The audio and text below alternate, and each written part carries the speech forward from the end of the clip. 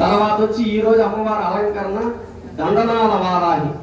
దండనాల అంటే మనల్ని సరైన మార్గంలో తీసుకెళ్లి వదిలే అమ్మవారి దండనాల. మన తల్లిదండ్రుల్ని ఇప్పుడు ఎవరన్నా పిల్లలు చెప్పిన మాట వినకుండా వాళ్ళు కొంచెం అతిగా అట్లా ఇట్లా ఉంటే వాళ్ళ అమ్మ నాన్న దండించలేదా సరిగా వాడిని సరిగా దండించి ఉంటే వాళ్ళు ఒక మార్గంలో వెళ్ళుంటాడు అంటారు. అవునా కాదా? అవునా కాదమ్మా? చెప్పండి, మీరు తల్లి చెప్తే కదా గట్టిగా. అవును. మన బిడ్డలు ఏమైనా సన్మార్గంలో వెళ్ళకుండా వాడు వేరే మార్గంలో వెళ్తాం అంటే మనం ఏం చేస్తాం? దండిస్తాం.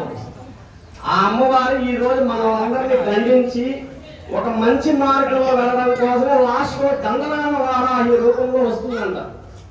కాబట్టి మనం దండనాల వారాహి స్వాహ అంటూ ద్రవ్యాన్ని వేయాలి. మన పిల్లలు ఎవరన్నా మనం చెప్పిన మాట వినకుండా ఉన్నా, మన పిల్లలకి ఏదన్నా ఇబ్బందులుగా ఉన్నా, మన పిల్లల్ని ఎవరన్నా ఇబ్బంది పెడతా ఉన్నా, మనల్ని ఎవరన్నా ఇబ్బంది పెడతా ఉన్నా, ఈ రోజు అమ్మవారిని కానీ గట్టిగా పలుకుతూ నామాన్ని చెప్పినామంటే వాళ్ళని దండించి మనల్ని ఇబ్బంది లేకుండా తీసుకొని వస్తుంది అన్నమాట.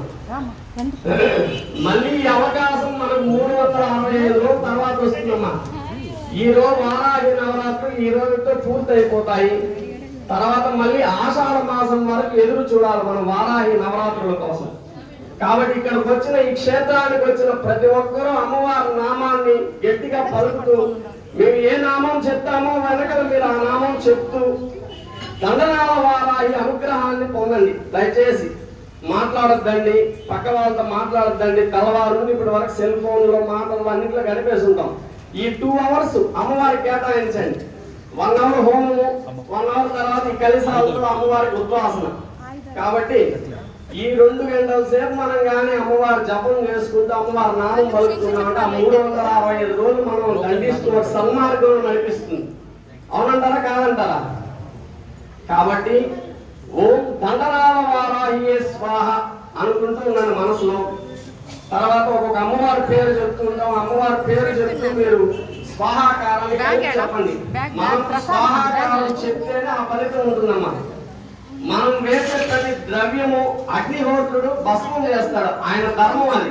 మనం ఏది వేస్తే ఆయన ధర్మం ఏమంటే భస్మం చేయడం. కానీ ఊరికే భస్మం అయిపోతే వేస్ట్ కదా.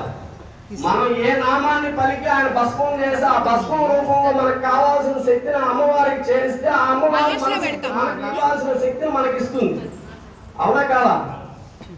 కాబట్టి దయచేసి ప్రతి ఒక్కరు మాట్లాడద్దండి. సెల్ ఫోన్ ఉంటే సైలెంట్ లో పెట్టేసేయండి. ఈ 2 గంటల సేపు సెల్ ఫోన్ సైలెంట్ లో ఉంటే ఏమి ఇబ్బంది రాదు. కాబట్టి సెల్ ఫోన్ సైలెంట్ లో పెట్టేసి దయచేసి అమ్మవారి నామాన్ని నిరంతరం పలుకుతూ ఉండండి. ఇంకోసేపట్లో హోమం స్టార్ట్ అవుతుంది.